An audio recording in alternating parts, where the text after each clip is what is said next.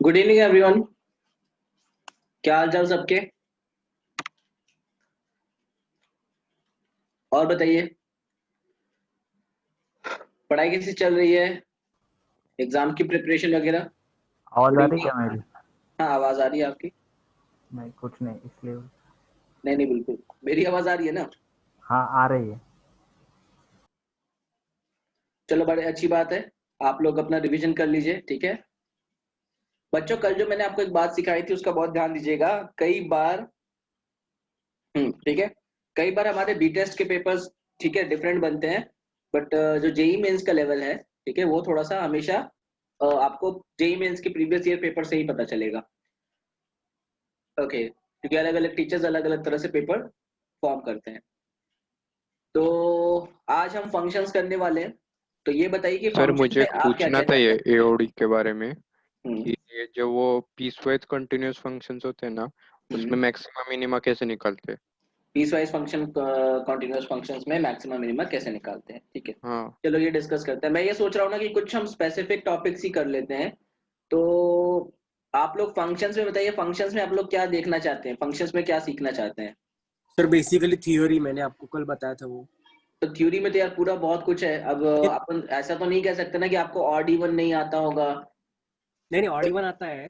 हाँ, जो वो नहीं मतलब आता है या जिस चीज का रिवीजन चाहिए वो बताओ। जैसे अभी इन्होंने बताया एओडी का।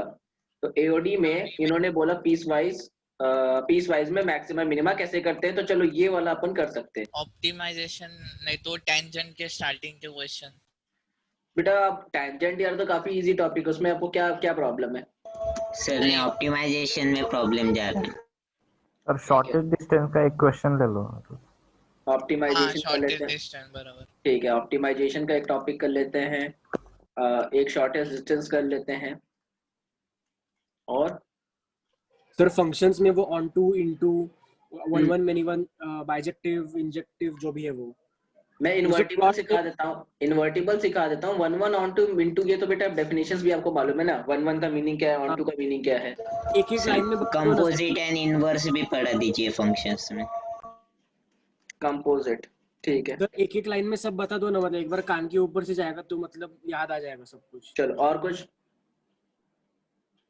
नहीं, एओडी की है। हाँ, और डाउट्स लेने वाले हो?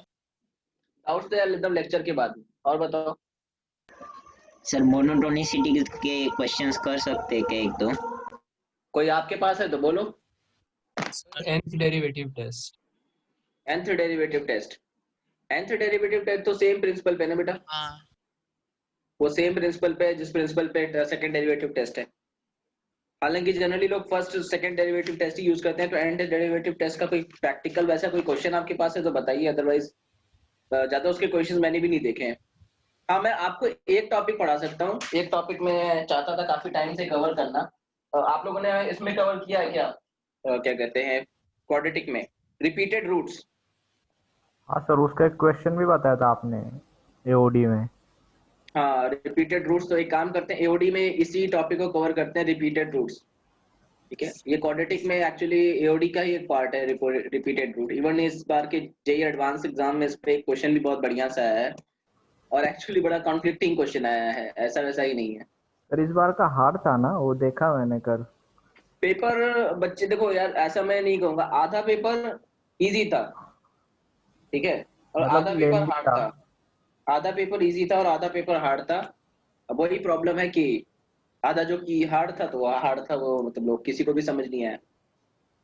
ठीक है, सर तो चलो। मतलब अगर ऐसा पेपर आए तो फिर, हम्म। अगर ऐसा ऐसा पेपर आ जाए फिर क्या करें? ऐसा पेपर है तो बस अच्छे से जितना कर सकते हैं करेंगे, बाकी पूजा करेंगे। देखो, वो तो वो पेपर लिटरली, उस पेपर में मार्जिन बहुत ज्यादा है। आप देखोगे ना तो 135 पे मेरे एक स्टूडेंट को 7500 रैंक मिली है आउट ऑफ 396। ठीक है, तो पेपर डिफिकल्ट था। 135 एक ठीक स्कोर होता है 396 में से, बट तो ऐसे पेपर में बस वही है बेटा कि आपको सर, सबसे ये पहली लास्ट चीज ना, टाइम जान उसमें देखो केमिस्ट्री काफी इजी आई थी, केमिस्ट्री में ज्यादा स्कोर करना था। केमिस्ट्री, हाँ, पर मतलब ट्रिकी क्वेश्चन थे कुछ। तो जो पहला क्वेश्चन था ना, वो सबको इतना इजी लगा, पर वो मतलब नहीं अभी मैं लास्ट टाइम जैन में हुआ था, कौन से डेट में होता है, याद है क्या, पता है क्या आपको? जैन में क्या हुआ था? जैन में जेई हुआ था ना, वो कब हुआ था? फर्स्ट वीक में ऑफ जैन में हुआ था क्या लेटर हाफ ऑफ जैन में हुआ था? मिड जैन में हुआ था कि 9 तारीख से हुआ था। हम जो लगाते हैं ना 9, 10, 11 का लगाते हैं पेपर से जो हमारे पास, मिड जैन में हुआ था। सर ये सब टेंजेंट सब नॉर्मल उससे क्वेश्चन आते हैं? सब टेंजेंट सब नॉर्मल, जस्ट ऊपर से याद करके रखो, उससे कोई हाँ, खास याद क्वेश्चन वैसे तो ज्यादा देखे नहीं है, तो ऊपर से याद वो करके रखो। सब टेंजेंट सब नॉर्मल भी है। नीरज जो आपने टॉपिक बोला है, ये टॉपिक आपने खुद सोचा, ये हमारे इसमें है ये कॉन्सेप्ट क्या कहते हैं पीस वाइज फंक्शन का? क्योंकि मैं एक चीज सोच रहा हूँ, maximum minimum piecewise function के लिए अगर कोई फंक्शन डिसकंटीन्यूअस है तो उसमें नहीं सर, ये प्रीवियस ईयर में आया था। अच्छा, प्रीवियस ईयर में कोई क्वेश्चन है उसका? अपने को जरा फॉरवर्ड करना, क्योंकि ये एक टॉपिक है सोचने लायक। क्योंकि अगर आप मैक्सिमम मिनिमम निकालते हो तो सबसे पहले कंडीशन तो ये होती है ना कि फंक्शन को आपको कॉन्टिन्यूटी चाहिए होती है। आप एक डिसकंटीन्यूअस फंक्शन में हाँ, इंक्रीजिंग कॉन्टिन्यूस तो है वो फंक्शन। नहीं, अगर पीस वाइज, अच्छा पीस वाइज कॉन्टिन्यूअस हो, ओके पीस वाइज कॉन्टिन्यूअस, ठीक है, तब पीस वाइज कॉन्टिन्यूटी तो कर सकते हैं।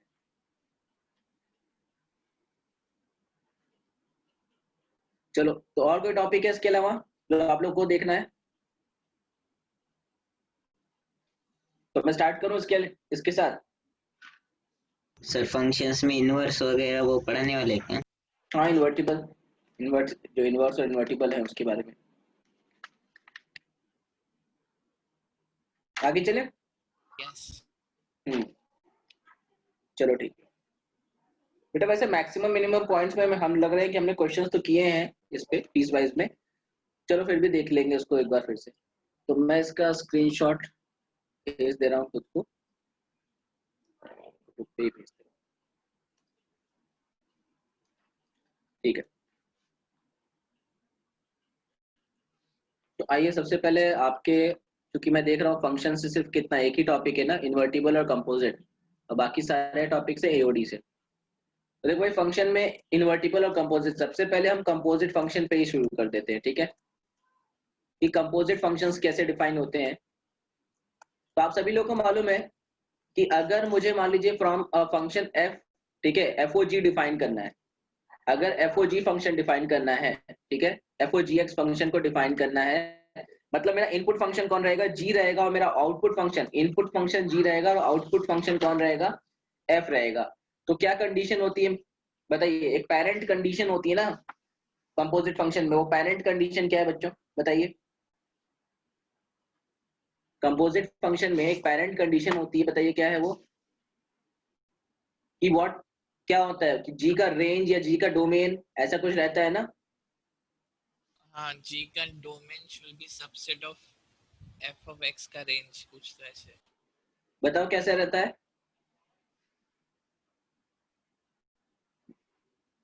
कोई भी नहीं? Is it range of G subset. Range of input function, हाँ, ठीक है, must be a subset of, domain of function F X. ठीक है, डोमेन ऑफ, ठीक है, डोमेन ऑफ आउटपुट फंक्शन, ठीक है। एक तरह से ये ध्यान में रखो, तो अंदर वाले का रेंज जो है, जी का जो रेंज होगा, मतलब range of G must be a subset of domain of F. Okay, तो ये बहुत ही इंपॉर्टेंट कंडीशन है कि जी का रेंज जो है सबसेट ऑफ एफ रहना चाहिए। इसको हमेशा दिमाग में रखिए।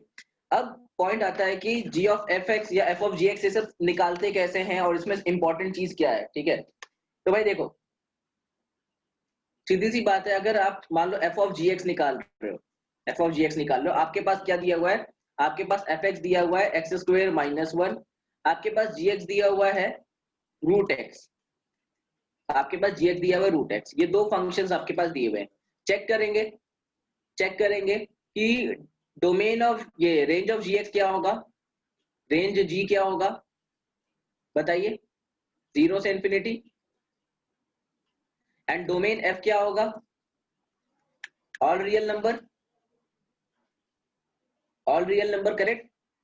तो क्या हम g ऑफ f निकाल सॉरी f ऑफ gx निकाल सकते हैं? f ऑफ gx निकाल सकते हैं? f ऑफ gx यहाँ पर निकाल सकते हैं फॉर ऑल, यहाँ पर जो भी है आराम से निकाल सकते हैं f ऑफ gx। तो हम क्या करेंगे, f of gx is equal to क्या लिखेंगे? अभी देखो इनपुट कौन है, gx है, तो f के फंक्शन में इनपुट कर दो, तो x स्क्वायर की जगह अब g लिखो, ठीक है? तो g स्क्वायर माइनस 1, और g क्या था, रूट x था, तो root x minus 1, root x square minus 1 क्या होगा, x माइनस 1। ये क्या हो गया, f ओ gx फंक्शन। अगर उसी तरह g ऑफ fx फंक्शन निकालना है, तो g ऑफ fx निकालना है तो क्या करोगे बताइए? अगर g ऑफ fx निकालना है तो क्या करोगे? अंडर रूट रूट एफ करेंगे ना, रूट एफ। वापस पहले चेक करो, रेंज ऑफ f कितना है और डोमेन ऑफ g कितना है? रेंज ऑफ f कितना बेटा? -1 to infinite. Hmm, Range of f is equal to -1 to infinite. -1 to infinite, correct. And domain of g क्या है? 0 to infinity. क्या यहाँ पर ये सबसेट का रूल फॉलो कर रहा है? नहीं, सबसेट का रूल फॉलो कर रहा है? नहीं कर रहा है। तो अगर सबसेट का रूल फॉलो नहीं कर रहा है तो क्या बनेगा? क्या g ऑफ fx बन सकता है? नहीं, नहीं बन सकता, बट आप रीडिफाइन कर सकते हो। इफ यू रीडिफाइन किसको रीडिफाइन करना पड़ेगा आपको? किसको रीडिफाइन करना पड़ेगा? f को, इनपुट फंक्शन को, जो इनपुट में डाला जाता है उसको रीडिफाइन करना पड़ेगा। रीडिफाइन क्या करोगे कि fx is equal to X square minus 1, function तो सेम रहेगा, बट अब क्या रहेगा, अब इसका डोमेन क्या रहना चाहिए? -infinity to -1 union 1 to इसका डोमेन ऐसा रहना चाहिए कि जो रेंज आए वो 0 से इंफिनिटी आए, मतलब रेंज -1 से इंफिनिटी ना आए। तो हमें क्या करना होगा, r एक्सेप्ट -1 to 1, अगर ये इंटरवल हटा दूं मैं, r एक्सेप्ट -1 to 1 अगर ये इंटरवल हटा दूं, तो इसका रेंज क्या होगा, डोमेन f अगर ये हो जाएगा तो रेंज f क्या होगा? अब रेंज f 0 से होगा। हाँ, कितने लोगों को उड़ गया, क्या हुआ यहाँ पर समझ नहीं आया? बेटा ध्यान देना, रेंज ऑफ f जो है मेरा -1 से इंफिनिटी आता है। रेंज आप तब तक नहीं चेंज कर पाओगे जब तक आप डोमेन नहीं चेंज करते हो, तो आपको डोमेन चेंज करना पड़ेगा। डोमेन ऑफ फंक्शन f अगर मैंने चेंज कर दिया r -1 to 1, ठीक है, ये कर दिया, और ये क्या हो गया, रेंज ऑफ फंक्शन 0 से इंफिनिटी हो जाएगा उसके हिसाब से। अब ये range of function is the subset of domain of g। तो अब हम क्या कर सकते हैं, अब हम इस फंक्शन को डिफाइन कर सकते हैं। तो now what will be g of fx क्या होगा, जहां पर x था वहां पर f डाल दीजिए, तो रूट ऑफ f, और रूट ऑफ f क्या होगा, root of x square minus 1। और देखो बेटा इस फंक्शन का नॉर्मली, इसको चेक भी कर सकते हैं, इसका नॉर्मली जो डोमेन होता है, डोमेन क्या होता है बताओ इसका नॉर्मली डोमेन क्या होता है, -infinity to -1 यूनियन 1 से इंफिनिटी होता है ना इसका डोमेन, और इसका रेंज क्या होता है, 0 से इंफिनिटी होता है। तो वही चीज जो हमने फाइंड की, वही चेक, मतलब वही हमने चेक कर लिया इस तरह से, ठीक है, जो हमने फाइंड किया रिजल्ट उसको हमने चेक कर लिया। तो यहाँ तक कंपोजिशन तक आई थिंक सब लोग क्लियर है कि कंपोजिट फंक्शन कंपोजिशन कैसे किया जाता है, इसमें किसी को डाउट तो नहीं है? चलो ये बात क्लियर है। अच्छा अब एक बात बताएंगे यहाँ पर, कंपोजिशन में देखिए कुछ काम लायक और चीज है क्या? ठीक है, अगर कंपोजिशन क्लियर है तो बेटा एक काम करते हैं, अपन इनवर्स पे आ जाते हैं। अगर कंपोजिशन क्लियर है तो फिर आउट टाइम वेस्ट, हम इनवर्स पर आ जाते हैं, दैट विल बी बेटर। तो अब इनवर्स पे आइए, ठीक है, अब इनवर्स पे आइए, क्योंकि कंपोजिशन का सबसे अच्छे क्वेश्चंस इनवर्स में ही यूज होते हैं। तो इनवर्स में क्या होता है, देखो इनवर्स कैसे डिफाइन होता है कि अगर मान लो g ऑफ fx की वैल्यू कितनी है, x है, जो कि क्या होता है बेटा, आइडेंटिटी फंक्शन होता है, जो कि क्या होता है, आइडेंटिटी फंक्शन। और f ऑफ gx की वैल्यू क्या है, वो भी x है। g ऑफ fx की वैल्यू क्या है, x है, f ऑफ gx की वैल्यू क्या है, x है। अब ध्यान दीजिएगा, fx फंक्शन की जो डोमेन और रेंज है वो क्या है, a टू b है, और gx फंक्शन की जो डोमेन और रेंज है वो क्या है, b टू a है।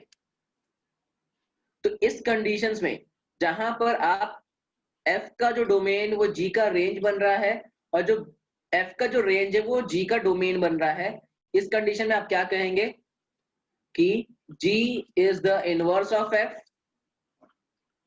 इनवर्स ऑफ f, ठीक है, जिसको आप क्या लिख सकते हैं, gx is equal to f inverse of x. Similarly f is inverse of g, जिसको आप क्या लिख सकते हैं, fx is equal to g inverse x. ये दोनों एक दूसरे के इनवर्स होंगे. अब इन इन्वर्टिबल फंक्शंस का सबसे बड़ा प्रॉपर्टी क्या होता है कि ये 1 1 on 2 होते हैं नेचर, ठीक है, ये 1 1 on 2 होते हैं नेचर. तो बाइजेक्ट ये फंक्शन बाइजेक्टिव होते हैं, मतलब 1 1 on 2 होते हैं इन नेचर. अब 1 1 on 2 क्यों होते हैं नेचर? देखो ये एक बहुत ही इंपॉर्टेंट बात है कि यहाँ पर 1 1 on 2 होना इनकी ये प्रॉपर्टी या ही प्रॉपर्टी नहीं, एक मेन कंडीशन है कि ये फंक्शंस के इनवर्स पॉसिबल है, ठीक है. तो 1 1 का मीनिंग क्या होता है कि जैसे हमने डिस्कस किया था 1 1 के डेफिनेशन में भी, कि अगर मान लीजिए मेरा इनपुट 1 2 है और यहाँ पर आउटपुट ABC में है, ठीक है, तो 1 का सिर्फ एक ही एग्जैक्ट क्या होगा, सिंगल एग्जैक्ट आउटपुट होगा. अगर मैं F1 निकालता हूं तो that will be only A, ठीक है. और A का अपोजिट अगर देखो उल्टा, तो A का मतलब अगर मैं F1 की वैल्यू A निकाल रहा हूं तो there will be no other preimage और कुछ नहीं होगा. मतलब मैं F2 is equal to A भी नहीं कह सकता हूं, F2 is equal to A function भी वैलिड नहीं होगा. अगर फंक्शन 1 1 है तो हर एक इमेज का एक यूनिक प्री इमेज होगा, या आप कह सकते हो हर एक प्री इमेज, हर एक इनपुट का एक यूनिक आउटपुट होगा. Every input has unique output, ठीक है. और रिवर्सिबली कह सकते हो कि एवरी आउटपुट, ठीक है, comes from a unique input. हर एक आउटपुट क्या होता है, एक यूनिक इनपुट से आता है. तो रफली आप ये कह सकते हो. अब फॉर एग्जांपल कैसे फंक्शंस हम 1 1 on 2 में कंसीडर कर सकते हैं. जैसे एग्जांपल आप ले लीजिए, सबसे अच्छा एग्जांपल तो साइन इनवर्स x है. साइन इनवर्स x, ठीक है. साइन इनवर्स x का जो डोमेन होता है वो -1 to 1 होता है, और उसका जो रेंज होता है वो क्या होता है, -π/2 से π/2. अब यहाँ पर हर एक करस्पॉन्डिंग वैल्यू के लिए अगर मैं x की वैल्यू -1 डालता हूँ तो क्या होगा, तो जो y की वैल्यू आएगी, जो आउटपुट वैल्यू आएगी वो क्या होगी, -π/2 होगी, और कुछ नहीं होती. ऐसा नहीं कह सकते कि सर -1 तो 3π/2 भी करेक्ट आंसर है, नहीं. अगर 3π/2 पे भी मैं समझता हूँ कि साइन की वैल्यू 3π/2 पे भी क्या देता है, -1 देता है. इस वजह से जो आपको क्या दे, आपको अलग तरह के देखो अलग अलग तरह के इनपुट्स अगर सेम आउटपुट दे रहा है तो आप उसको क्या कहोगे, मेनी वन. जैसे फॉर एग्जांपल साइन x है, साइन x, अगर x की वैल्यू 0 डालो तो y 0 हो जाता है, x की वैल्यू 2π डालो तो y 0 हो जाता है, x की वैल्यू π डालो तो y 0 हो जाता है. ये होता है मेनी वन फंक्शन, ठीक है. तो यहां तक आपको क्लियर है. 1 1 फंक्शंस क्या होते हैं, एक सिंगल इनपुट पे एक सिंगल आउटपुट देते हैं, ठीक है. अब ऑन टू फंक्शंस की बात करते हैं. ऑन टू फंक्शंस क्या होते हैं, जनरली आप इसको इस तरह से ध्यान में रखिए कि कोडोमेन अगर क्या हो, मेनी वन ऑन टू का एग्जांपल, ठीक है. अगर कोडोमेन आपका रेंज के बराबर हो, इसका मतलब कहने का क्या सेंस है कि कोडोमेन के सारे एलिमेंट्स का कोई ना कोई क्या हो, कोई ना कोई प्री इमेज हो, तो वो क्या होते हैं, वो आपके ऑन टू फंक्शंस होते हैं, ठीक है. अब यहाँ पर एक एग्जांपल, जैसे आप ऑन टू फंक्शन का क्या ले सकते हैं, y is equal to x+1 ले लीजिए. सिंपल सा एग्जांपल है. हर एक वैल्यू का, मान लीजिए अगर आप बोलते हैं कि सर 2 का प्री इमेज क्या होगा, 2 कैसे आता है, x की वैल्यू 1 डालिए 2 आ जाता है, ठीक है. √2 कैसे आता है, x की वैल्यू √2 - 1 डालिए, क्या कहते, √2 आ जाएगा. तो मतलब हर एक इमेज किसी ना किसी प्री इमेज के थ्रू आ रहा है, ठीक है. अच्छा, अब यहाँ पर सवाल एक आ रहा है कि सर एक many one onto function का एग्जांपल दीजिए. चलिए भाई आप ही लोग बताइए, many one onto function का कोई एग्जांपल दीजिए आप लोग, कोई real life example many one onto का,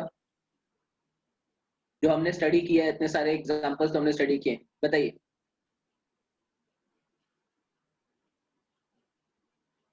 कोई सर सिर्फ ऑन टू का एक और एग्जांपल लो ना.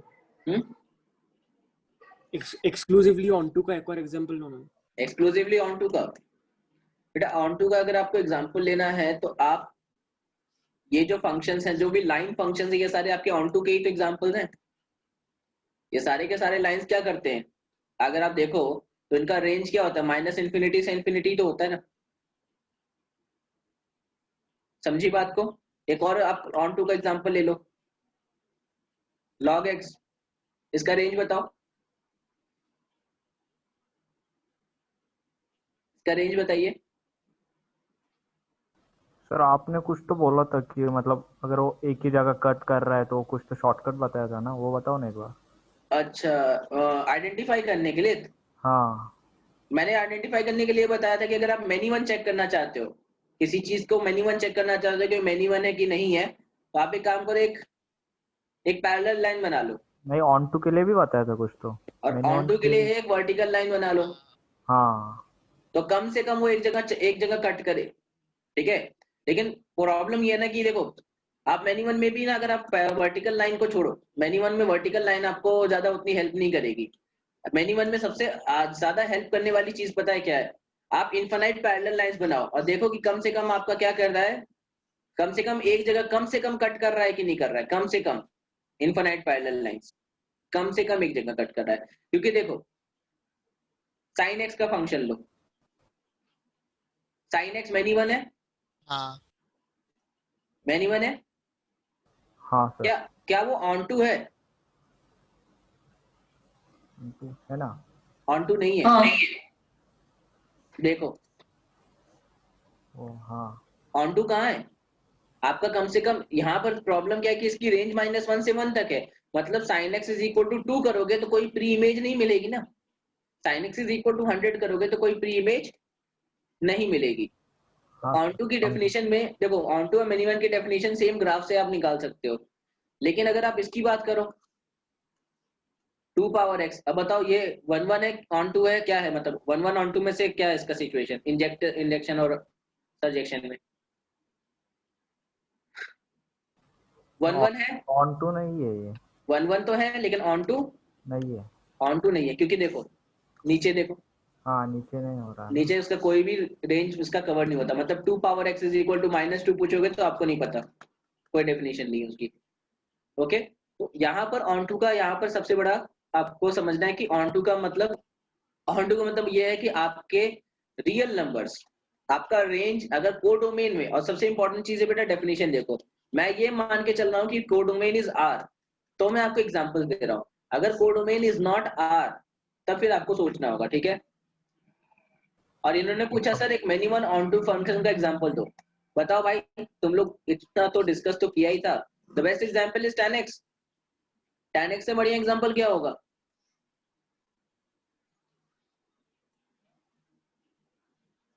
लो, रेंज क्या है, -इन्फिनिटी से इन्फिनिटी, सारे रियल नंबर्स, लेकिन मेनी वन है ना। ओके, एक्स क्यूब नहीं बेटा, X cube is not onto, sorry X cube is onto but not, वो 1 1 है ना, 1 1 भी है वो, मेनी वन नहीं है वो। सर वो ऑन टू फंक्शन निकालने के लिए आपने एक बोला था ना, वो y is equal to F X को, और उसको x में एक्सप्रेस करके वो कुछ तो करना। हाँ, y इज इक्वल, वो तो इनवर्स निकालने के लिए बोला था ना बेटा, ऑन टू फंक्शन के लिए नहीं, ऑन टू तो प्रॉपर्टी होती है ना, अभी इनवर्स के लिए देखते हैं। नहीं नहीं, हाँ, ऑन टू है या इन टू, इसमें दिखने अच्छा ऑन टू x है को या y into? में निकालने का और उसको x का डोमेन निकालने का, वो कुछ तो बोला था वैसे। ओके, मान लो अगर मैंने आपको ऐसा बोला था कि y is equal to sine inverse x है, ठीक है, यही बोला होगा आपको, तो अगर मान लो आप x की वैल्यू निकालते हो तो साइन y आ गई, हाँ, तो x का यहाँ पे डोमेन, ऐसा लिखा है मैंने, हाँ, if gy is defined for y belongs to codomain and x is equal to gy for x belongs to domain, और फिर then fx is on to or else into, ऐसा लिखा है। एक मिनट फिर से बोलना, मैं लिखूं जरा इधर, if For y is equal to fx, let x is equal to gy be defined. x is equal to gy be defined, correct, ठीक है, इनवर्स होगा इसका वो, If हाँ, if gy is defined for if gy is defined for y belongs to codomain, ठीक है, y belongs to codomain, हाँ, and x is equal to gy for and x is equal to gy for x belongs to domain. x belongs to domain, correct, ठीक है। Then fx is onto or else into, ऐसा लिख। fx is on to, अच्छा बेटा, तो ये तो उसी की प्रॉपर्टी हो गई ना। एक बात सोचो, अगर y is equal to fx है, ठीक है, और x is equal to gy मैं डिफाइन कर रहा हूँ, और gy का डिफिनेशन ऐसा हो कि gy में जो y है वो किसको बिलोंग कर रहा है, कोडोमेन को कर रहा है, समझ रहे हो? y जो है कोडोमेन को कर रहा है। देखो होता क्या है, अगर ये फंक्शन ऑन टू है, अगर मैं बात करूं कि y is equal to F X onto होगा, तो ऑन टू कब होगा, जब x डोमेन को बिलोंग कर रहा है और y क्या बिलोंग करे, जो y आपका आउटपुट होता है ना, क्या भी किसको बिलोंग करे, पूरा रेंज, रेंज को, ठीक है। Range. y तो रेंज को बिलोंग करेगा, और ऑब्वियसली वो रेंज किसके बराबर आ जाना चाहिए, कोडोमेन के बराबर आ जाना चाहिए, समझे बात को? मतलब मैंने डोमेन का इनपुट किया हाँ। तो मेरा आउटपुट कितना आना चाहिए, कोडोमेन आ जाना चाहिए, तब जाके मेरा क्या होता है, फंक्शन ऑन टू होना चाहिए। अब उसको हमने इस भाषा में लिखा है कि मान लो मैं उसका इनवर्स फंक्शन निकालता हूँ, इनवर्स फंक्शन, ठीक है।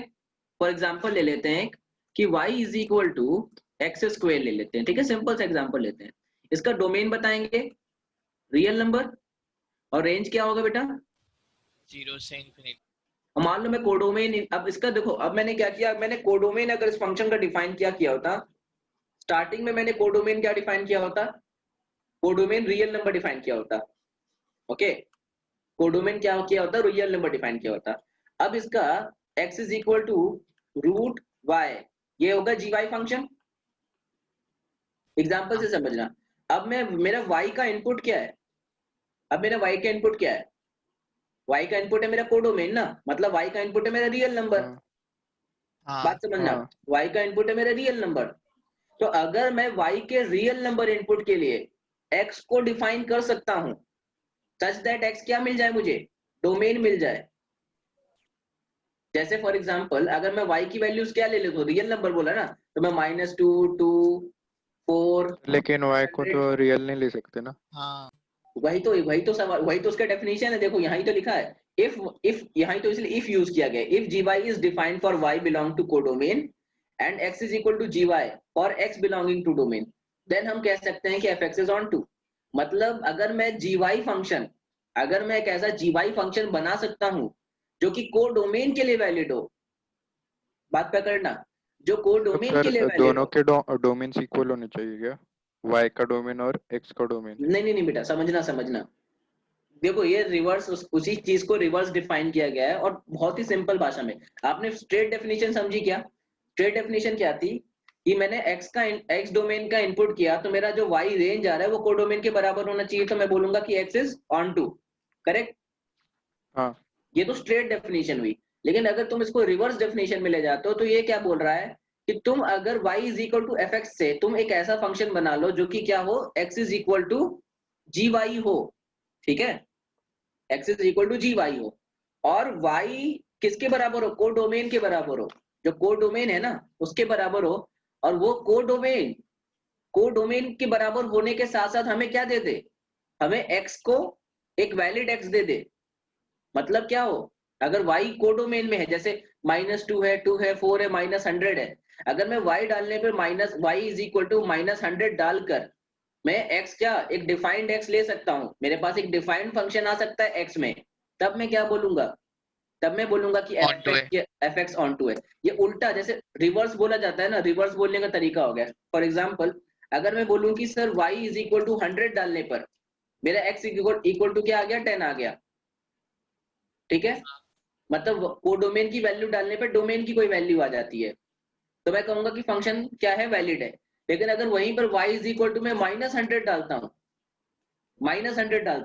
तो क्या मुझे y इज इक्वल टू -100 डालता हूं, तो x इज इक्वल टू क्या होगा, not defined, x is equal to क्या होगा, एक नॉट डिफाइंड सिचुएशन आ जाएगा, नॉट रियल सिचुएशन आ जाएगा, एक ऐसा नॉट रियल सिचुएशन आ जाएगा which does not belongs to domain, जो कि डोमेन में बिलोंग नहीं करता।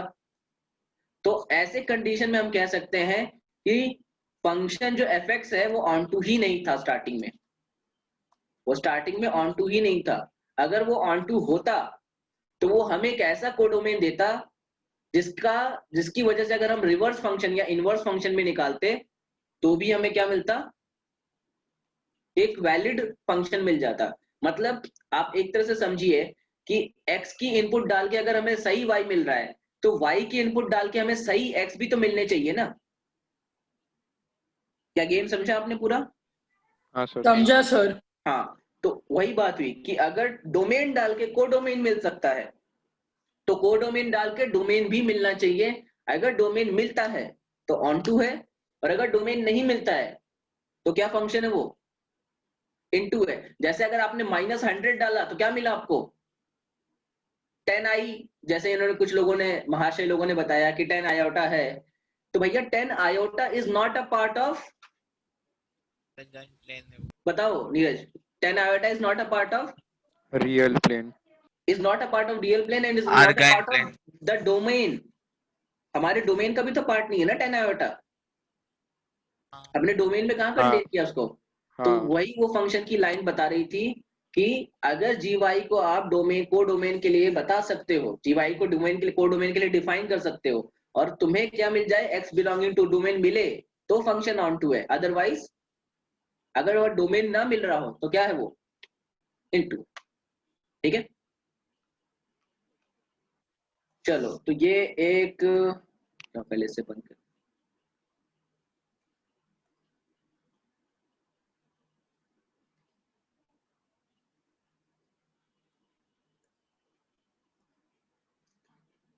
एक मिनट।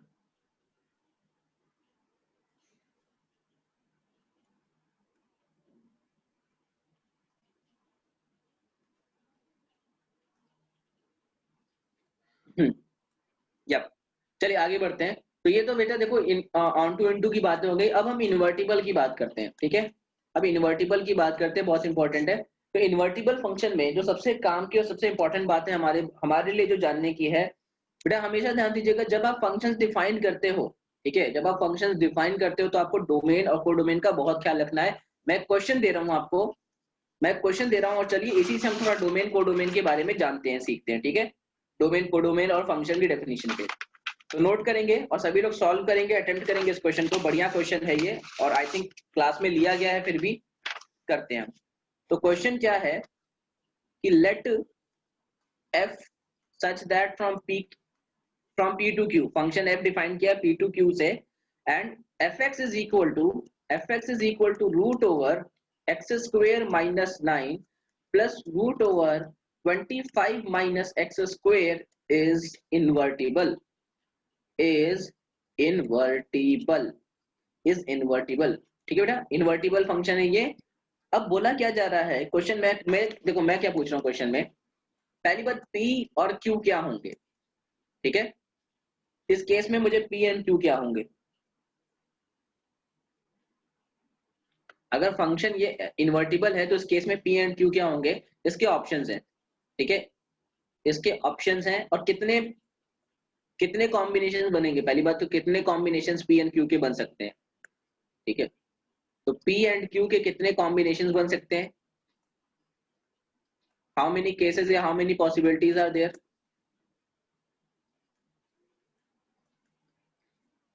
वैसे तो इनफाइनाइट पॉसिबिलिटी होगी, तो ये क्वेश्चन ही गलत हो जाएगा। चलो p एंड q निकालो पहले, तो आप p एंड q निकालो। Sir p -5 to -3 union 3 to 5। ठीक है, यूनियन 3 to 5। ठीक है, चलो q क्या होगा,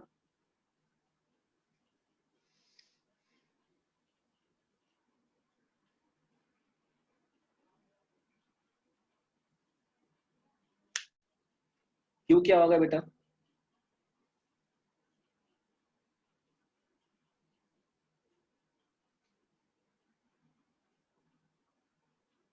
आप में से कोई इसकी मैक्सिमम वैल्यू पता कर सकता है क्या।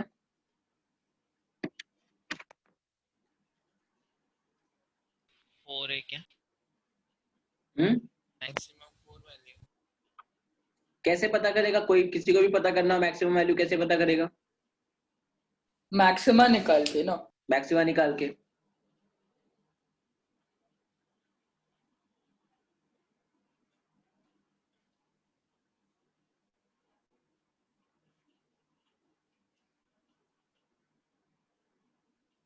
मैक्सिमम निकालना डिफिकल्ट है, आसानी से निकल सकता है।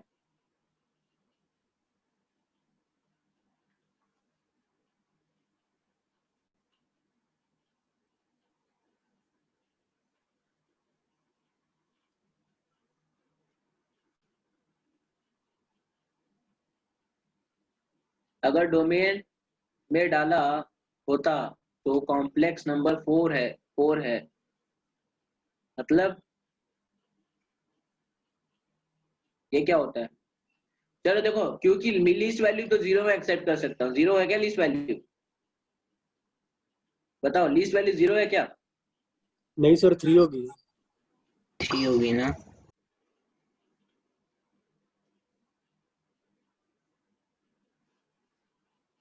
सर 4 है क्या मैक्सिमम वैल्यू? बताओ 4 है क्या मैक्सिमम वैल्यू, मैक्सिमम मिनिमम से? अगर एफ डैश एक्स निकालते हो तो क्या होता है बताइए? 2x upon root 2 times X square minus 9 minus 2x upon root 2 25 minus X square. Yes और नो? यस। और ये 0 कब होता है? क्रिटिकल पॉइंट निकालने पड़ेंगे ना? हाँ, क्रिटिकल पॉइंट निकालने होंगे। तो बताइए 0 कब होता है? 0 3 5 मतलब ±5। तो देखो x तो 0 होगा नहीं, तो ये कैंसिल हो जाएगा। तो आप कह सकते हो एक्स स्क्वायर माइनस 9 जब 25 माइनस एक्स स्क्वायर के बराबर हो, ठीक है, यहाँ से, क्योंकि अब नीचे वाला जब वैल्यू सेम होगा तभी तो होगा। और ये देखिए कितना आ रहा है, ये 2x square is equal to 34। हाँ तो एक्स स्क्वायर, तो एक्स की वैल्यू क्या हो गई? 17 एक्स स्क्वायर 17 है, तो एक्स की value root plus minus root 17। Root 17। तो अगर x की वैल्यू प्लस माइनस रूट 17 है बेटा, तो अब बताइए, अब तो कम से कम आंसर बताइए सही से। तुम लोग यार कुछ भी 4, हाँ, यही रह गया है। सर 4 आसान दिख रहा है तो 4 बोल देते हैं, मैक्सिमम वैल्यू 4 है।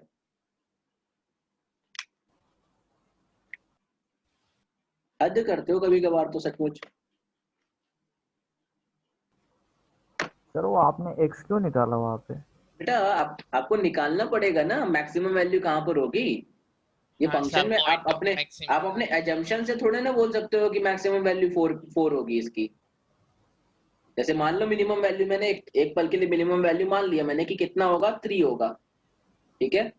क्योंकि आपने 3 डाला तो 0 आ रहा है, उधर 3 आ जा रहा है, 5 डाला तो इधर 3 आ रहा है, उधर 0 आ जा रहा है, ठीक है।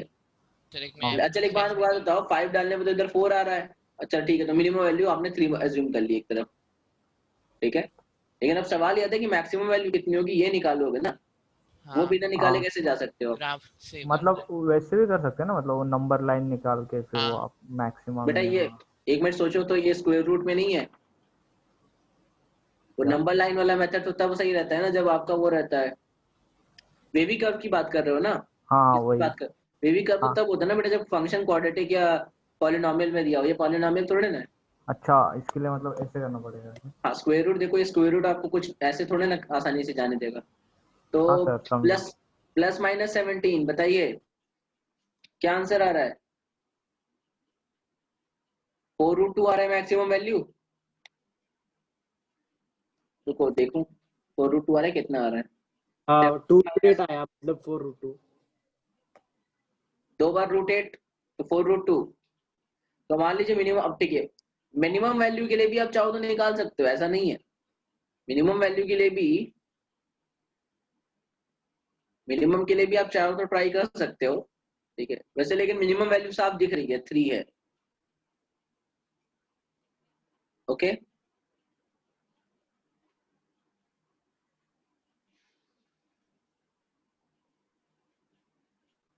तो मिनिमम वैल्यू साफ साफ दिख रही है, 3 है ये। और मैक्सिमम वैल्यू कितनी है? 4 मिनिमम वैल्यू 3 कैसे 4 होगी ना? मिनिमम वैल्यू अगर इधर 3 डाला तो नहीं, मतलब इधर 5 डाल सकते हो ना तुम। तो 5 स्क्वायर माइनस 3, ठीक है, और हाँ 3 हाँ स्क्वायर माइनस 5। एक मिनट, सही सही बोल रहे हो। 4 स्क्वायर हाँ और 4 4। स्क्वायर 16 माइनस 9, और ये √7 देगा, और ये देगा 3। हाँ, मिनिमम मिनिमम वैल्यू कितनी बताया आपने? 4। 4, ठीक है, 4 होगा।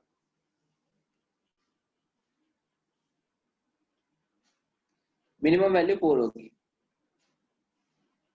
नहीं समझ आया तो 4 आप एक बार इसी से सारे के सारे निकालो रूट्स, ठीक है, सारे के सारे रूट्स निकाल के देखो। एक्चुअली इसमें से एक रूट x इक्वल टू 0 भी होगा, बट प्रॉब्लम ये है कि x इक्वल टू 0 हमारे किस में नहीं है,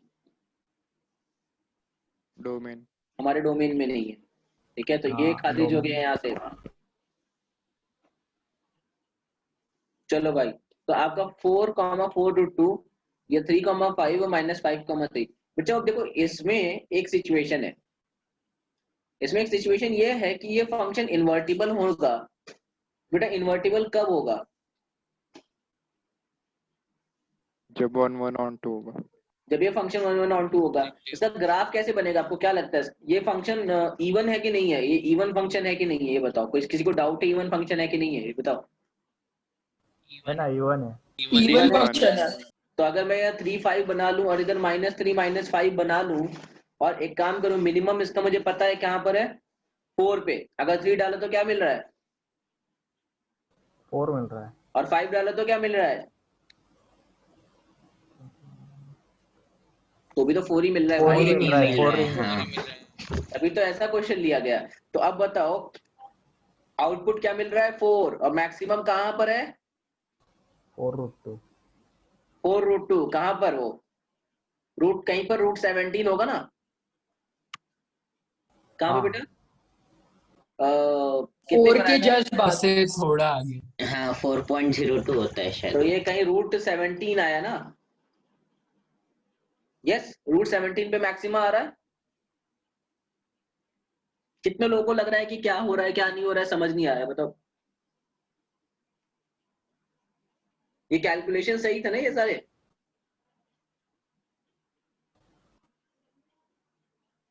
कैलकुलेशन तो सही है भाई। अगर आप x के साथ भी स्क्वेयरिंग करते हैं कैंसिल ना करके तो भी सेम ही आंसर आता। और -2x इसलिए आया बिकॉज ऑफ -x² का डिफरेंशिएशन किया था हमने। तो ये ग्राफ सिमेट्रिकल होगा क्या? मतलब इवन फंक्शन के लिए सिमेट्रिकल होता है कि? हाँ तो इवन सम, वही तो कर रहा हूँ, वही तो कर रहा हूँ, वही तो करना, वही तो उद्देश्य है बेटा, आपको ये दिखाना कि -√17 पे पीक हो चला है। तो यहां तक क्लियर है सबको? बोलो यहाँ तक किसी को कोई दिक्कत? क्लियर है सर। अब सवाल आता है बच्चा कि अगर ये मुझे फंक्शन को, ये फंक्शन, इसी सेम फंक्शन को मुझे 1 1 on 2 बनाना है, तो what should be my domain possibilities? What should be my domain possibilities? बेटा मेरा पी का डोमेन क्या क्या होना चाहिए? इधर आप 3 to 5 ले सकते हो या देखो -5 3 to 5 तो मैं ले ही नहीं सकता हूँ। हाँ 3 to √17 ले सकते हो, या हाँ। इधर √17 to 5 ले सकते हो, और या तो √17 से 5 ले सकता हूँ, या और तो -5 to √17, सॉरी हाँ, -5 से -√17 to -√17, -5 से -√17, यस, और -√17 to -3, एंड -√17 to -3। इवन में अगर इससे कोई छोटा, इसका सबसेट भी लेता हूँ, होता है ना, मैं इसका सबसेट ले लेता हूँ। सबसेट का मतलब कि अगर मैं 3√17 के बजाय 3 4 ले लूं, 3,4 ले लूं, कोई दिक्कत? इस पे भी मुझे 1 1 फंक्शन मिल जाएगा, 1 1 on 2 फंक्शन मिल जाएगा 3,4 पे। बोलिए बात समझ आ रही है?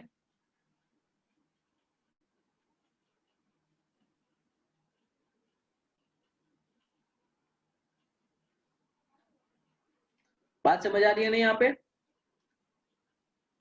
और अगर मैं 3√2, सोचिए, और अगर मैं 3√2,5 ले लेता हूं, 3√2,5 ले लेता हूं तो भी सही होगा, क्योंकि 3√2 की वैल्यू कितनी होती है? 4.2 समथिंग होती है, 4.2 समथिंग होती है।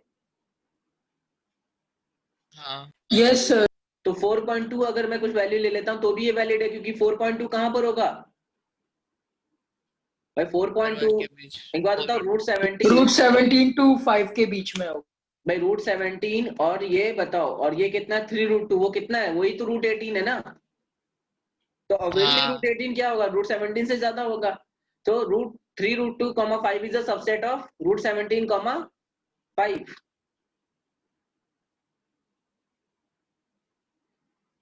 ये बात समझ आ रही है यहाँ पर? Yes sir. अच्छा, अब अगर थोड़ा सा कुछ और ले लेते हैं, जैसे फॉर एग्जांपल आप ले लीजिए 2 √2 2 √3, 2 √2 2 √3। बेटा इसके बारे में क्या कहना है आपका? या 2 √2 3 √3, या 3 √2 2 √3, इन तीनों के बारे में क्या कहना है? क्या ये तीनों डोमेन लिए जा सकते हैं पी के? क्या नहीं समझ आया ऋषिकेश सर? क्या नहीं समझाया भाई, इसमें बताइए। सर ये फर्स्ट वाला डोमेन नहीं वाला ले क्या सकते, किया पूरा हाँ ये नहीं फर्स्ट वाला समझा। नहीं ले सकते। फर्स्ट वाला नहीं मतलब ले सकते। मतलब एक मिनट, ये पूरा ही नहीं समझ आया आपको? ये वो समझे, वो फर्स्ट वाला 3 रूट ये क्या किया। बेटा डोमेन ले रहा हूं ना, मुझे ये फंक्शन क्या चाहिए? इन्वर्टिबल चाहिए। इन्वर्टिबल फंक्शंस कैसे होते हैं? 1 1 on 2 होते हैं ना। आपको क्या लगता है, डायग्राम देख के लगता है कि 1 1 on 2 होगा? ये देखो 4 जगह कट कर रहा है, तो मैंने क्या लिया? मैंने वो हिस्सा ले लिया जहां तक वो 1 1 on 2 है। जैसे ये देखो, ये वाला हिस्सा देखो, अगर मैं सिर्फ इतना हिस्सा ले लूं तो फंक्शन 1 1 on 2 है कि नहीं है?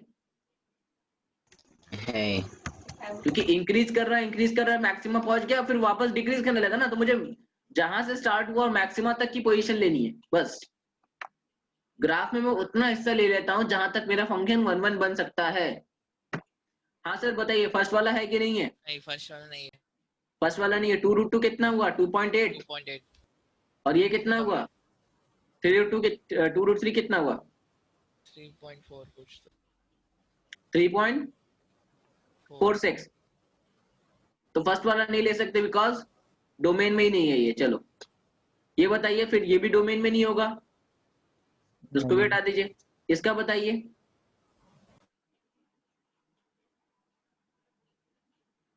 ये गलत ऑर्डर, गलत ले लिया मैंने, सॉरी ऑर्डर गलत ले लिया। 2 √3 3 √2, बताइए 2 √3 ले सकता है। 3 टाइम्स √2 नहीं ले सकते क्योंकि वो मोस्ट प्रोबेबली ग्रेटर देन √17। नहीं तो ग्रेटर नहीं 3 टाइम्स √2 क्यों नहीं ले सकते हैं? हाँ ग्रेटर देन √17 है, करेक्ट।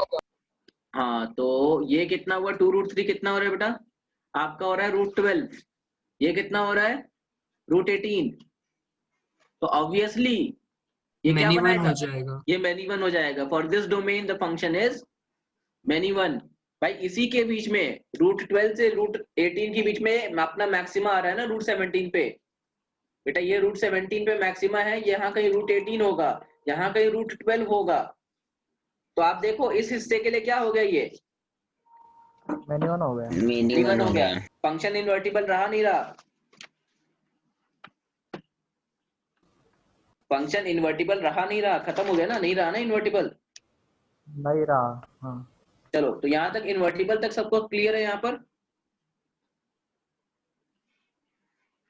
चलिए इस पे अब इन्वर्टिबल पे और भी कुछ और भी नया एक इम्पॉर्टेंट प्रॉपर्टी जो काफी यूज की जाती है वो देख लेते हैं।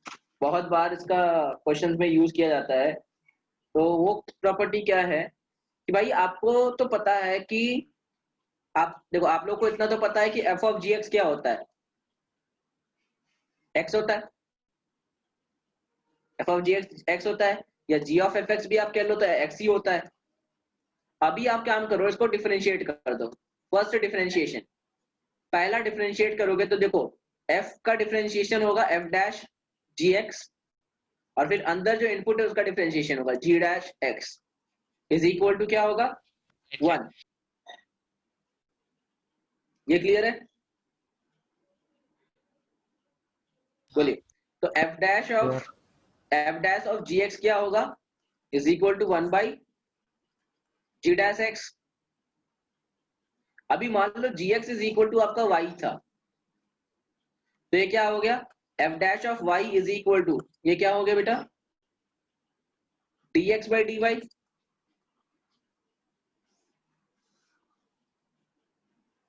dx बाई dy, हाँ करेक्ट। अब अगर सोचिए एक मिनट के लिए, अगर gx is equal to y था, ठीक है, तो x इज इक्वल टू क्या होगा, g इनवर्स y होगा। हाँ, और अगर x is equal to g inverse y होगा, मतलब अगर gx is equal to y है, आपने एज्यूम किया ना gx आपका y इनपुट है, चलो इसको रहने देते हैं, इसको रहने देते हैं। मैं f इनवर्स का आपको डायरेक्टली दिखाता हूँ कि f इनवर्स का डायरेक्टली कैसे निकाला जाता है डिफरेंशिएट।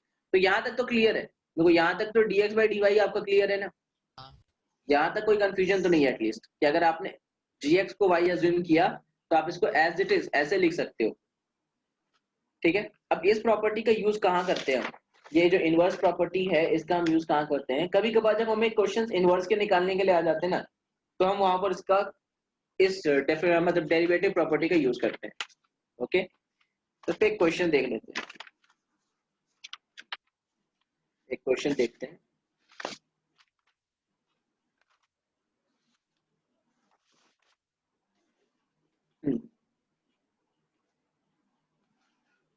क्वेश्चन नोट करेंगे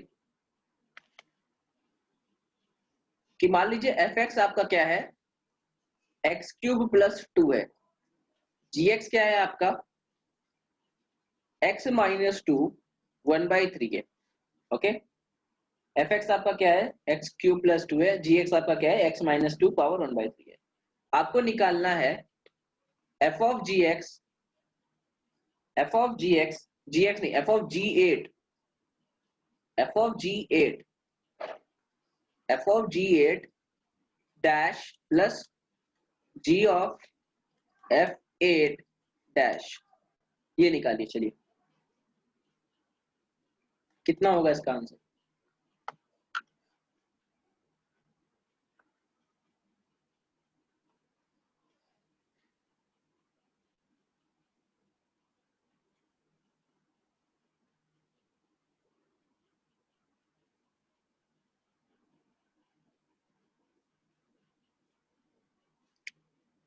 ये क्वेश्चन देखिएगा।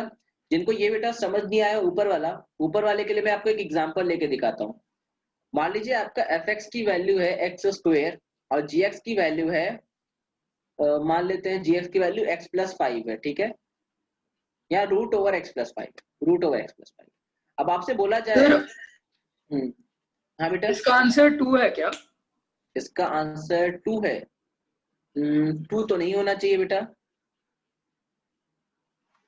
2 ओके 2 है, करेक्ट करेक्ट करेक्ट 2 है, करेक्ट करेक्ट 2 है, करेक्ट सही। लेकिन एफ और जी आपस के इनवर्स है ना, इनवर्स आपस में इनवर्स है, यस। तो ये क्या हो गया,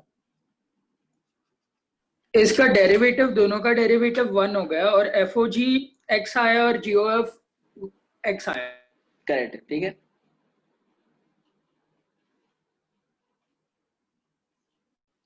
उल्टा 8 लिखने से पहले ना आप इसको x ही लिख लीजिए। कुछ लोग थोड़ा सा कंफ्यूज हो जाएंगे यहाँ पर कि आप पहले वैल्यू निकाल दोगे और उसके बाद क्या करोगे, डेरिवेटिव कर लोगे। तो बेटा वैल्यू निकाल के डेरिवेटिव करोगे तो वैसे भी 0 आ जाएगा आंसर। तो लिखो at X equal to what, X at X equal to 8, ये क्वेश्चन सही रहेगा। यहाँ पर बच्चों जो बाकी लोग देख रहे हैं ये देखिएगा, हमें अगर ये डेरिवेटिव निकालना है तो अभी जस्ट हमने इसका डिस्कशन किया था कि एफ ओ जी एक्स का डेरिवेटिव कैसे निकालोगे आप, एफ डैश। सर लेकिन वो एग्जांपल में आपने कुछ अलग ही लिया है, क्या बेटा, gx तो वो नहीं आएगा ना, इस रूट ओवर एग्जांपल एक्स में प्लस नहीं, उसके लिए अलग लिया। मैं बस नॉर्मल दिखा रहा हूँ कि नॉर्मल डेरिवेटिव कैसे निकालते हैं। कुछ लोग, अब देखो ये तो हमने इन्वर्टिबल का ले लिया ना, लेकिन जरूरी नहीं है कि कोई एग्जाम में आपके सामने इन्वर्टिबल ही दिया रहे। अगर आपको कंपोजिट फंक्शन का भी डेरिवेशन कर रहा है तो आप नॉर्मली निकाल सकते हो, ये दिखाना भी तो जरूरी है ना बेटा। तो आप देखो, अगर मैं बोलता हूँ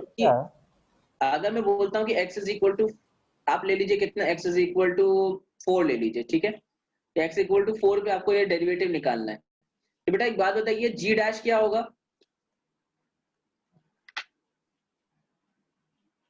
1/2 रूट x प्लस 5, यही होगा g डैश। अब सवाल आता है कि g डैश 4 क्या होगा, 1/6, 1/6, वेरी गुड। g डैश 4 1/6 हो गया। तो देखो आपके पास ये तो आ गया g डैश 4। अभी आपका gx, अगर आप x की वैल्यू 4 डालते हो तो gx कितना आता है, g4 कितना आता है, 3, 3। एफ डैश कितना, एफ डैश और एफ डैश एक्स क्या है, 2x है, हाँ तो एफ डैश 3 कितना होगा, 6। 6।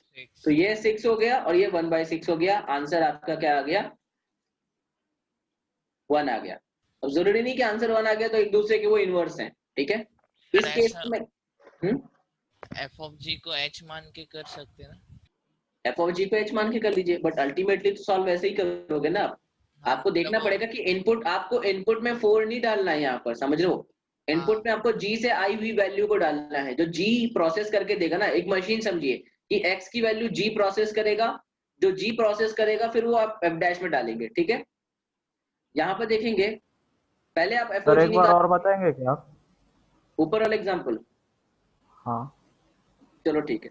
नहीं मतलब नहीं अभी आप देखो, कौन सा ले रहे हो वही बताओ। मैं ऊपर वाला एग्जाम्पल ही ले रहा हूँ और वही बता देता हूँ आपको। हाँ वापस ये ले लो, ठीक है। x² और x+5 ले लिया मैंने। मेरे को क्या निकालना था, एफ ओ जी एक्स का डेरिवेटिव एट x = 4 निकालना है, ठीक है। तो देखो इसका वैल्यू कितना होता है, f डैश जी एक्स इंटू जी डैश एक्स होता है ना, करेक्ट। बाकी हाँ बच्चों करेक्ट। जो लोग पहला वाला एग्जांपल समझे हैं, मुझे g of F dash x at x = 4 निकाल के बताइए। इसका मुझे वैल्यू बताइएगा जो पहला वाला एग्जांपल समझे। तो बेटा देखो इसके जनरली आंसर्स कैसे निकालते, बहुत सिंपल होते हैं, डिफिकल्ट नहीं होते। आप पहले ना जी डैश और एफ डैश निकाल लो करेस्पॉन्डिंगली। तो जी डैश कितना हो गया, 1/2 हाँ अपॉन रूट। और एफ डैश तो बहुत सिंपल है। अभी जी डैश, अभी x की वैल्यू यहाँ पर 4 डालो, x की वैल्यू 4 डालो तो जी डैश 4 से कितना आता है आंसर, 1/6। 1/6। तो ये इसका आंसर सॉल्यूशन आ गया, 1/6 आ गया हमारे पास। अभी gx हाँ की वैल्यू अच्छा यहाँ पर, समझा। अब यहाँ पर 4 डालो पहले gx, क्योंकि gx चाहिए ना अंदर, तो यहाँ हाँ 4 डालो। इसलिए आएगा और अब ये 3 कहाँ डालोगे, इक्वेशन एफ डैश में डालो, हाँ एफ डैश 1 आ गया। तो अगर हाँ एग्जाम सर। में कंपोजिट फंक्शन के डिफरेंशिएशन आते हैं तो आप ऐसे करेंगे solve. √13 sir ji of F dash 4/3 आता है क्या? 4/3 भाई, बाकी लोग बताएंगे, यहाँ पर 4/3 आ रहा है, ये कैसे होगा। नहीं सॉरी, मैंने गड़बड़ कर दी। √4/√21 होगा। 4/√21 हो रहा है। देखो 2 आंसर्स आए हैं अभी तक, बाकी लोग बताएंगे।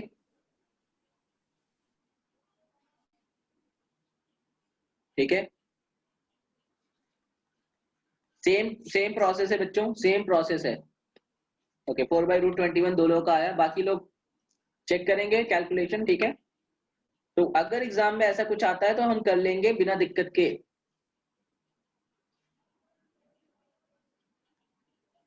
4/√21 वेरी गुड।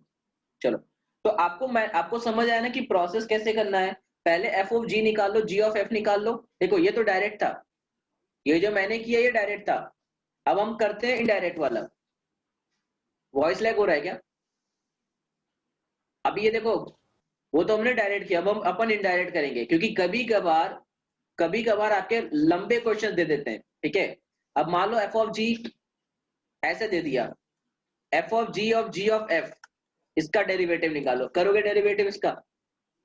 ये जो ऊपर क्वेश्चन दिया हुआ है, ये जो ऊपर क्वेश्चन दिया हुआ है, इसी में आपको ये बोले कि F of ji of F निकाल दो, तो हो पाएगा डेरिवेटिव आपसे।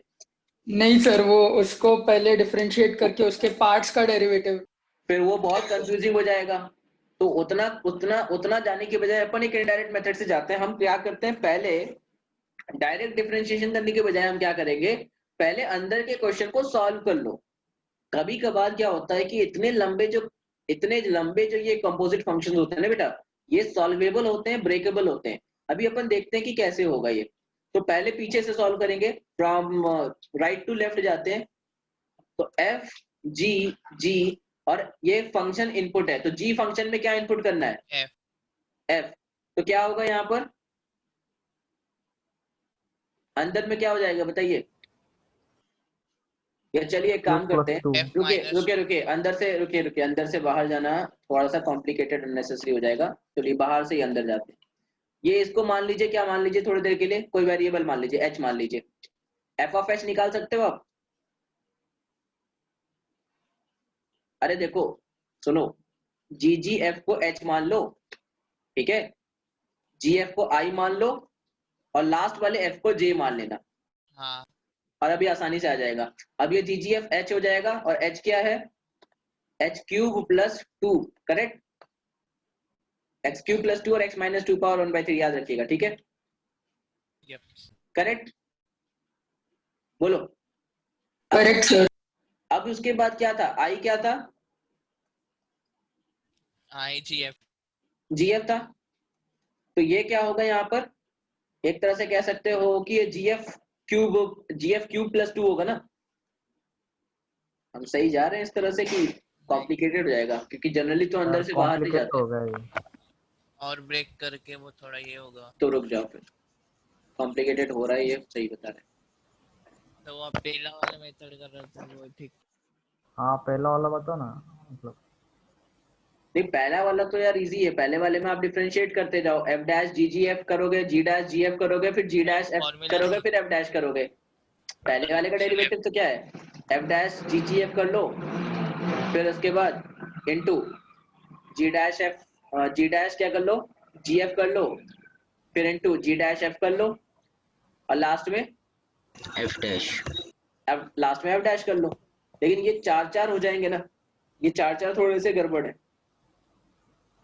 ओके, इस तरह से नहीं, रुको, सॉल्व तो कर सकते हैं, ऐसा है नहीं कि सॉल्वेबल नहीं है। एक्स क्यूब प्लस 2 और g is equal to x minus 2 power 1/3 f of ji of f. तो अगर हम एफ डालते हैं तो ये क्या होगा? F of ji of input function क्या हो जाएगा? X cube plus 2, correct? बोलिए। Yes sir. अब यस। अब एक काम करो, अब जी का फंक्शन लगाओ। जी का फंक्शन ऑपरेटर क्या होता है? फिर एक्स आएगा ना। जी का फंक्शन का ऑपरेटर क्या होता है? Sir ji of x f वो x cube plus 2, x cube plus 2 minus 2 power 1/3, यही है ना जी? अरे जी क्या था? यही तो था पहले। हाँ मतलब एक्स ही आया ना फिर। हाँ, ये x माइनस 2 पावर 1/3 था ना, तो मैंने उसकी जगह क्या इनपुट कर दिया? x माइनस 2 की जगह, x की जगह क्या इनपुट कर दिया? इसकी जगह देखो, मैंने एक्स क्यूब प्लस 2 इनपुट कर दिया। क्या यहाँ पे कोई दिक्कत? No sir. तो अब इसका आउटपुट क्या आ रहा है? एक्स। x। अभी gx क्या होता है?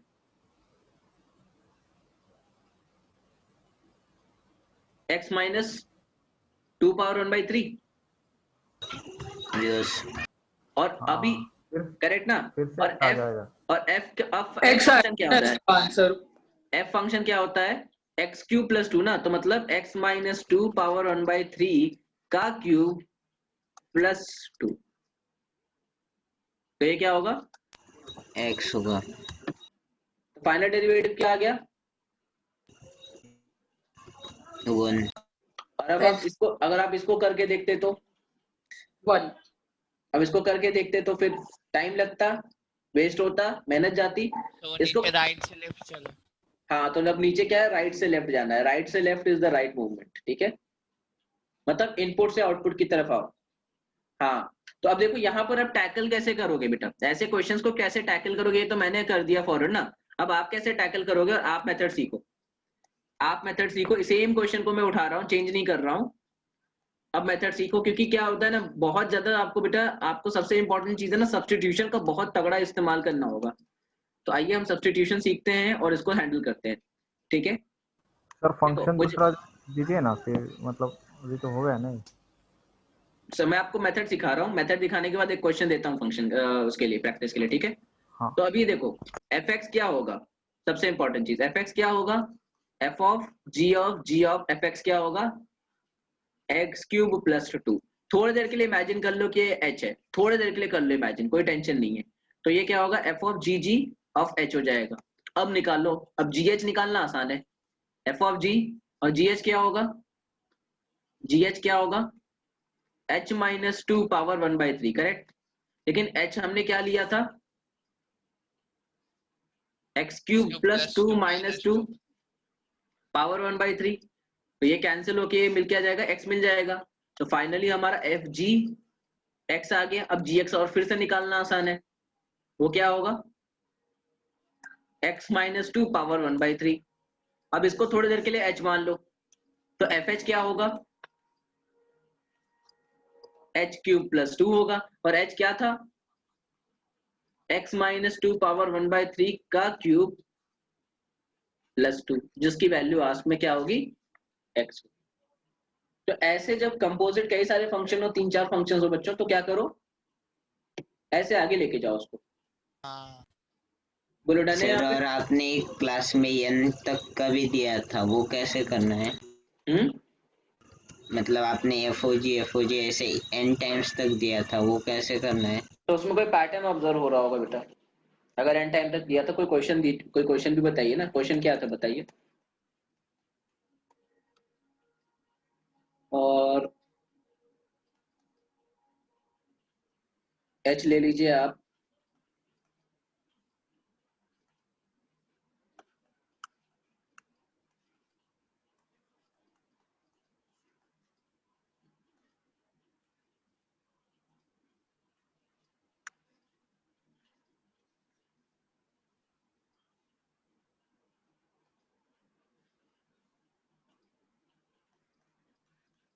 अब इसको निकाल के देखिए, चलिए इसको निकाल के देखिए। हाँ बेटा x तो आएगा ही, वो देखो वो उस तरह का मैंने क्वेश्चन ही लिया था कि दोनों इनवर्स हों, ठीक है, दोनों इनवर्स उस तरह का क्वेश्चन ही लिया था। एक सेकेंड, एक मिनट।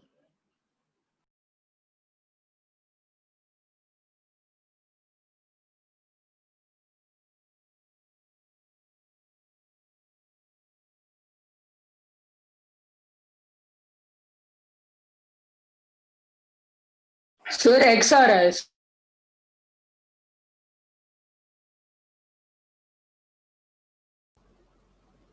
है क्या? x ही होगा ना सर? कितना आ रहा है बेटा, x x आ रहा है, चलो सही है। अगर तो इनवर्स होगा तो h ऑफ k x होगा, और फिर f ऑफ g x भी x होगा, x ही होगा फिर। हाँ तो हाँ यहाँ तक आया बात, x यहाँ है। तो यहाँ पर समझ आ रहा है कि ये पूरा का पूरा वापस खुद से क्या आ रहा है, x ही आ रहा है, ठीक है।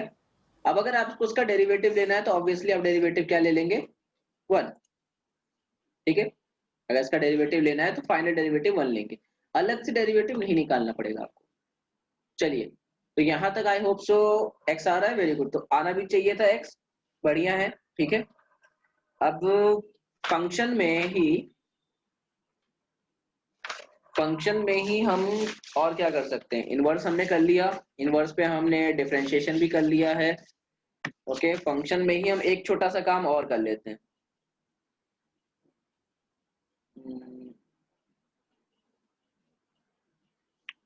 चलिए 2 क्वेश्चंस और उठाते हैं थोड़ा सा।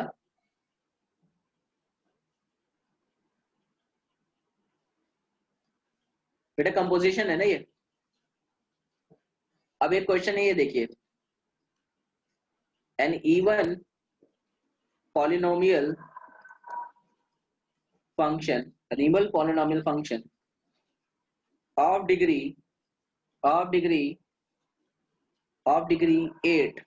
degree 8 has roots root 2, root 3, root 5 and root 7, has degree 8 of degree 8 has roots root 2, root 5, root 2, root 3, root 5, root 7. Find the polynomial. Find the polynomial. एक क्वेश्चन ये है जो मैंने थोड़ा सा आपके लिए सेपरेट आउट किया था, और एक और क्वेश्चन है, let y is equal to fx, ठीक है, let y is equal to fx where y is equal to z square plus z minus 56 and and x is equal to not x, I'm sorry, x not x नहीं है, and z is equal to 1 upon x minus 2. Find the points of non-differentiability. Find the points of non-differentiability.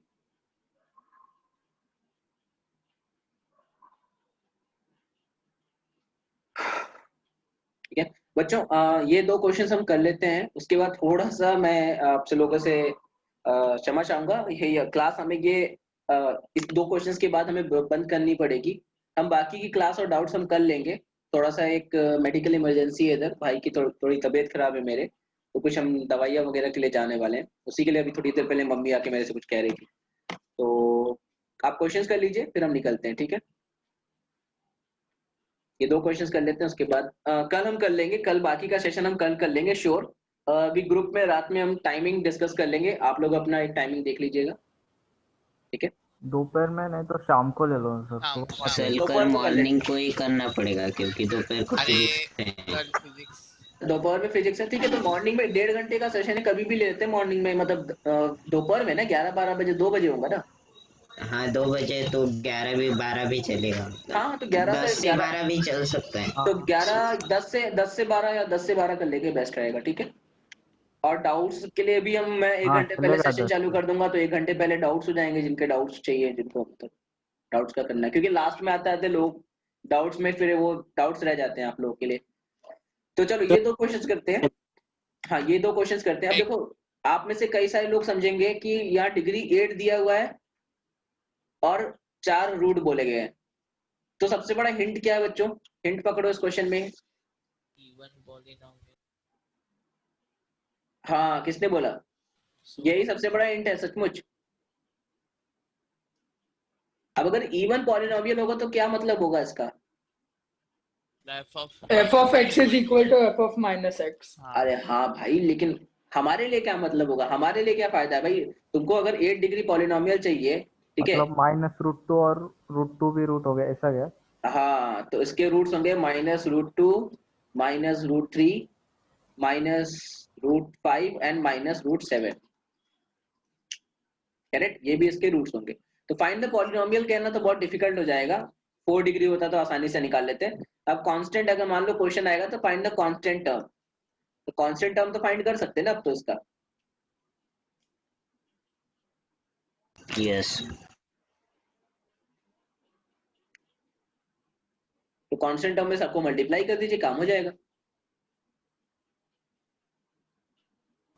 Sir What is the constant term कैसे, मतलब equation लिख के पूरा? Constant term क्या होता है किसी इक्वेशन में? Product of roots. हाँ हाँ हाँ हाँ, समझा समझा। Product of roots. अरे भाई 210 है क्या कांस्टेंट टर्म? हाँ हाँ, इन सबका प्रोडक्ट।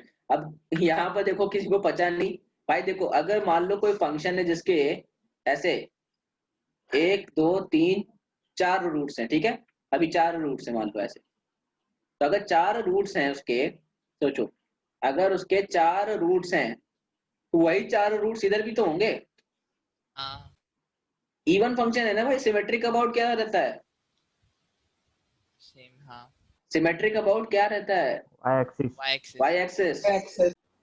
तो अगर सिमेट्रिक अबाउट y एक्सिस है भाई, तो इसका मतलब रूट भी तो बनाएगा ना उतने ही। रूट भी तो उतने बनाएगा ना, जितने इधर रूट बनाएगा उतना उधर रूट बनाएगा। ग्राफ तो एकदम मैप हो जाता है ना, सिमिलर मिरर इमेज हो जाती है। तो मिरर इमेज होगी तो जितनी बार यहाँ कट कर रहा है उतनी जगह यहाँ पे भी कट करेगा, तो टोटल और वही एग्जैक्टली सेम डिस्टेंस पे कट करेगा। अगर यहाँ √2 है तो यहाँ -√2 होगा। ओके, तो ये क्लियर है? Clear sir. अब ये तो आप निकाल सकते हो, इस तरह के क्वेश्चन हमने किए हुए हैं। बताओ बेटा, मतलब find the points of non differentiability. तो x की कौन कौन सी वैल्यूज होंगी? तो एक वैल्यू तो मेरे को सामने दिख रही है, x is equal to 2. इसके लिए नॉन डिफरेंशिएबल होगा, लेकिन और भी किसी के लिए नॉन डिफरेंशिएबल होगा। z के जो इस क्वाड्रेटिक के जो रूट्स है उसके लिए। कौन से रूट्स हैं उसके? इक्वल टू 0 कर दे, क्रिटिकल पॉइंट्स हो। हाँ तो कौन कौन? 8 और -8 और -8 और 7, ठीक है बेटा? हाँ बहुत बढ़िया। तो बेटा अगर z -8 है तो x क्या होना चाहिए उस हिसाब से? 2 ही होगा ना। बेटा अगर z -8 है तो x क्या होना चाहिए, क्योंकि मुझे x के टर्म्स में निकालना है ना। -17/8 हम्म -17/2 नहीं 8 8 -17/8 श्योर हो? हाँ हाँ -17 -17/8 ठीक है। और यहाँ पर 7 के लिए 15/8 है। वही कुछ भी लग रहा हाँ है कि हाँ वो -8 है ना। 2 - 15 है। 1/8 है ना, तो 15/8 होगा ना। किस हिसाब से -17 करा रहे हो तुम लोग? तो +8 ले लिया। हाँ तो +15/8 होगा। हाँ और इसका बताओ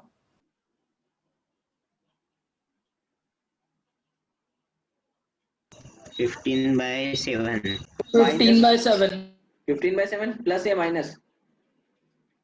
प्लस प्लस प्लस 15/7 ठीक है। हाँ तो समझा बात? 15/7। तो समझा, तो इसका आंसर क्या होगा 15/8 और इसका आंसर 15/7। तो अगर मान लो ये क्वेश्चन नॉन डिफरेंशिएबल छोड़ो, अगर नॉन ये डिसकंटीन्यूअस के लिए भी आता तो क्या डिसकंटीन्यूअस के लिए भी हम कर लेते, नहीं कर लेते? हाँ ठीक है। तो बच्चों डिसकंटिन्यूटी के लिए भी ये सेम तरीका वैलिड है और नॉन डिफरेंशिएबिलिटी के लिए भी ये सेम तरीका वैलिड है। ओके चलो, तो आज के लिए हम इतना ही रखते हैं। कल भी एक बार बेटा मिलते हैं। थोड़ा सा सॉरी आप लोगों को कल से फिर से बुलाना पड़ रहा है, बट क्या कर सकते हैं। ठीक सर है, कल जो हमारे वो टॉपिक बचे वो वही करेंगे ना। वही करेंगे ना। देखो वही तो कर रहे हैं, मैं आपने जो टॉपिक्स बोले हैं वही करेंगे। सर हो सकता है अगर कॉम्प्लेक्स मान का लो, ले रहे हो क्या आप? हाँ ये किसका ऑलरेडी बचा है ना। Complex number. कॉम्प्लेक्स का मैं लेना कॉम्प्लेक्स चाहता हूँ। अगर आप लोग बोलो तो कल कॉम्प्लेक्स का एक टॉपिक मैं ऐड कर रहा हूँ। वैसे मैं भी चाह रहा था कॉम्प्लेक्स का जो डिमॉर्ट्स थ्योरम और डिमॉर्ट्स थ्योरम है ना, वो वाला टॉपिक हाँ लेना चाह रहा डिमॉर्गन था, थ्योरी। जो डिमॉर्ट्स और रूट्स ऑफ वन है। डिमॉर्ट्स थ्योरम में भी मैं स्पेसिफिकली रूट्स ऑफ वन के पे फोकस करूंगा, जैसे 7th रूट 11th रूट और उससे रिलेटेड कुछ अगर होगा तो। ओके वैसे डिमॉर्ट्स थ्योरम अगर सही से हो गया तो रूट्स ऑफ वन हो जाता है। तो डिमॉर्ट्स थ्योरम का 2-3 क्वेश्चन है वो करना चाह रहा था मैं। कॉम्प्लेक्स ज्योमेट्री के क्वेश्चंस बेटा अगर आपके पास है तो डाउट्स में पूछ लो। वैसे कॉम्प्लेक्स ज्योमेट्री बताओ, कॉम्प्लेक्स ज्योमेट्री चाहिए क्या किसी को? तो मैं एक बार मतलब फोटो डाल दे रहा हूँ ग्रुप पे, मतलब उसके सॉरी कल फोटो फोटो ले लेंगे, फोटो में एक्सप्लेन कर लेंगे क्वेश्चंस उसके। सर सर क्या होता है मुझे वो उसमें? थोड़ा आर्ग्यूमेंट में डाउट है, बुझा वो नहीं। आप कल बता सकते हो क्या? ठीक है, आर्ग्यूमेंट और बताओ, बस इतना ही। डाउट्स के बारे में होते हैं एओडी में डाउट्स। डाउट तो बेटा मैं लूंगा अलग से सेक्शन में, ठीक है। कितने बजे? हाँ बेटा 9 बजे से लेकर 10:30 बजे तक अपन डाउट्स कर लेंगे, ठीक है। हाँ और चलेगा। 10:30 से लेकर क्या कहते हैं 1 या 1:30 बजे तक मैक्सिमम अपन ये 2 घंटे के अंदर ये सेशंस कंप्लीट कर लेंगे। AOD piecewise maximum minima continuous functions के लिए, ठीक है। कॉन्टिन्यूस और डिफरेंशिएबल फंक्शंस के लिए बेटा ध्यान देना, डिफरेंशिएबल भी होनी चाहिए वो। And optimisation, shortest distance, repeated roots एक बहुत ही फेवरेट टॉपिक है उसके क्वेश्चंस। और एक क्वेश्चन मैं सोच रहा हूँ रिपीटेड रूट का जेई एडवांस का भी दिखा दूंगा आपको, तो उस पे 2 क्वेश्चंस ले लेंगे। सर परसों भी शॉर्टेज टेस्ट कितने डिस्टेंस बजे? में क्या करने वाले हैं? क्या बेटा? शॉर्टेज डिस्टेंस में क्या कराने वाले हैं? 2 कर्व्स के बीच में सबसे छोटा डिस्टेंस क्या होता है? हाँ पर उसमें क्वेश्चन कराने वाले हैं ना सिर्फ। हाँ एक ही क्वेश्चन लेंगे, आप ही ने तो बोला ना भाई। वैसे यार तुम बात समझना, शॉर्टेस्ट डिस्टेंस में क्या होता है ना, आपको क्या करना होता है, दोनों कर्व पे पैरेलल टेंजेंट लेने होते हैं। उन पैरेलल टेंजेंट के बीच के डिस्टेंस को शॉर्टेस्ट डिस्टेंस कहते हैं। तुम समझ रहे हो? मतलब अगर ये m कर्व 1 है और ये m कर्व 2 है, और तुम्हें m कर्व 1 और m कर्व 2 के स्लोप्स को बराबर करके पॉइंट निकालना होता है कि किस पॉइंट पे इन दोनों पे ये क्या कहते हैं दोनों स्लोप्स बराबर होंगे, ऐसा है। सब परसों बी टेस्ट कितने बजे होगी? यार कितने बजे आप लोग की बीटेस्ट, 11 बजे या 3 बजे? 11 बजे 11 बजे। तो फिर तो भाई मॉर्निंग में सेशन रखेंगे, इवनिंग में तो रखना का मतलब नहीं है। यही 9 से 10:30 डाउट्स के लिए रख लेंगे, 10:30 से 1 सेशन डिस्कशन के लिए रख लेंगे, ठीक है ना यश? चलेगा ना उस समय? हाँ चलेगा ना सर, 10:30 बजे है ना क्लास?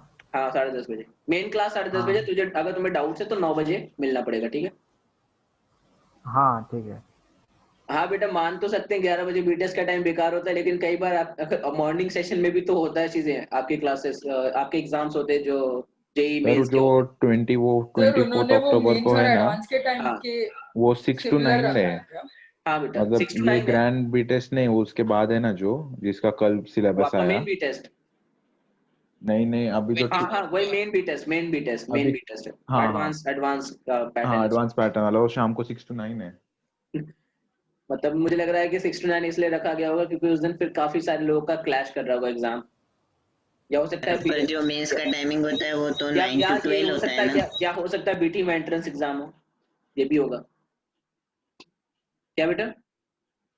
जो मेंस का टाइम होता है वो 9 to 12 होता है ना, तो ये 11 to 2 रखने का क्या मतलब है?